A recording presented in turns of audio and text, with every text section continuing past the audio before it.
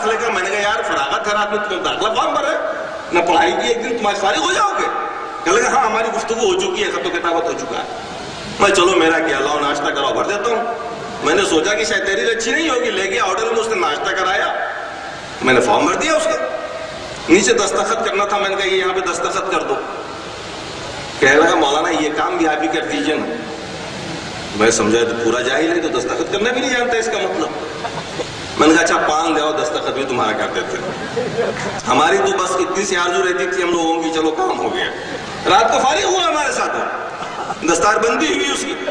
لیکن یہ بات میرے دل میں کھٹکتی رہی کہ ایک جاہل آدمی بھی ہمارے ساتھ فارغ ہوا. کل ہو کے میں نے شیخ الحدیث سے پوچھا, مفتی محمد اعظم صاحب ابھی بھی زندہ ہوں گے؟ میں نے کہا حضرت یہ تو بڑا انیائے ہوا, یہ ہم پڑھے لکھے لوگوں کے ساتھ ایک جاہل بھی فارغ ہوا جس کو لکھنا بھی نہیں آتا, اور آپ نے سند دے دی اس کی. وہی مرکز کے سند, بریلی کا تو بڑا مقام تھا. انہوں نے کہا بیٹے تم نہیں سمجھتے ہو اس بات کو, سند اس لیے دی, فراغت اس لیے دی کہ کم از کم یہ وہابی تو نہ بن سکے گا. سند دے دی, دستار دے دی, کم از کم بریلی کا فارغ شدہ مولوی ہے, یہ اس کی لاج رکھے گا, اتنے خاندان, اپنے حواری, اپنے احباب کو بچا کے رکھے گا, کم از کم یہ وہابی تو نہ بن سکے گا. اس زمانے میں بھی وہی تھا. میں نے کہا حضور بہت اچھا کیا, بھلے گدھا فارغ ہوا ہمارے ساتھ, لیکن کم از کم وہابی تو نہ بن سکے گا. آج میں جب سوچتا ہوں اس بات کو, کتنا بڑا فلسفہ ہے. تعلیم یافتہ نہیں ہے, قرآن پڑھ نہیں سکتا, حدیث پڑھ نہیں سکتا, وہ سمجھ نہیں سکتا, وہ سند مل گئی, وہ مولوی کہلائے گا اس طبقے کا. ظاہر سی بات تو اس کے خلاف سوچ ہی نہیں سکتا. میں عرض یہ کر رہا تھا کہ ہدایت کی رکاوٹ یا تو علماء کے ذریعے ہوتی ہے یا پیروں کے ذریعے ہوتی ہے. اسی لیے اللہ تبارک و تعالیٰ نے ارشاد فرمایا پچھلے قوموں کے بارے میں کہ ان کی گمراہی کا سبب کیا تھا کہ اتخذوا احبارهم ورهبانهم, انہوں نے اپنے مولویوں کو, اپنے پیروں کو رب بنا لیا تھا. جب یہ آیت نازل ہوئی تو حضرت عدی بن حاتم نے فرمایا اللہ کے رسول سے, یا رسول اللہ ہم لوگوں نے کبھی اپنے عالم اور اپنے پیروں کو رب تو نہیں بنایا تھا. اللہ کے رسول نے ارشاد فرمایا تم اس کے ناجائز کردہ چیز کو ناجائز سمجھتے تھے, ان مولوی پیروں کے حلال کردہ چیز کو حلال سمجھتے تھے, حرام کردہ چیز کو حرام سمجھتے تھے یا نہیں؟ جواب دیا صحابی رسول نے ہاں یا رسول اللہ یہ تو تھا. فرمایا یہی تو رب بنانا ہے, یہی تو رب بنانا ہے. آج آپ دیکھیں کہ جو فتویٰ صادر ہوتا ہے, چاہے وہ قرآن کے خلاف ہو چاہے وہ حدیث کے خلاف ہو, اس کو دین مان لیا جاتا ہے. قرآن و سنت سے جب تک آپ اپنے آپ کو وابستہ نہیں کریں گے آپ ہدایت سے دور رہیں گے. اللہ کے رسول نے کیا فرمایا ہمارے اور آپ کے لیے, ترکت فیکم امرین, اپنے آخری خطبے میں اللہ کے رسول نے ارشاد فرمایا تھا, جس کے تقریباً 81 یا 82 دن کے بعد آپ دنیا تشریف لے گئے تھے.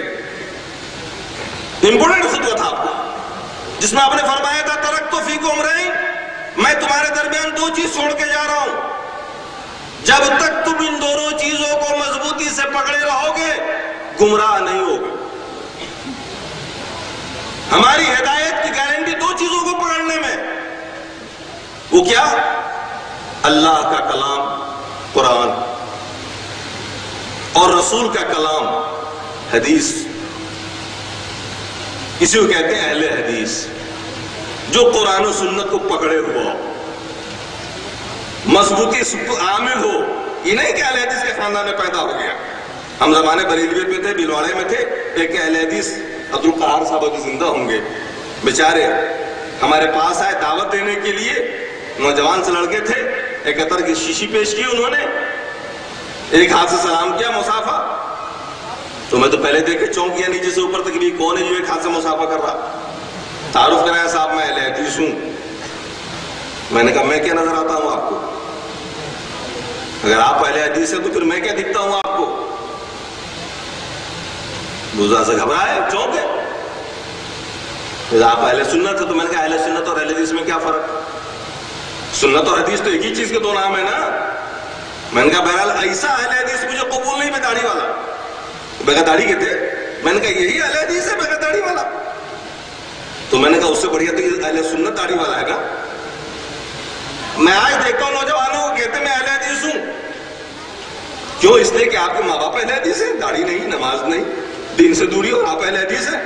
اہل حدیث خاندان میں پیدا ہونے سے نہیں ہوتا، اہل حدیث وہ ہوتا ہے جو قرآن و سنت پر چلتا ہے، عمل کرتا ہے، وہ اہل حدیث ہے اور حدیث والا ہے۔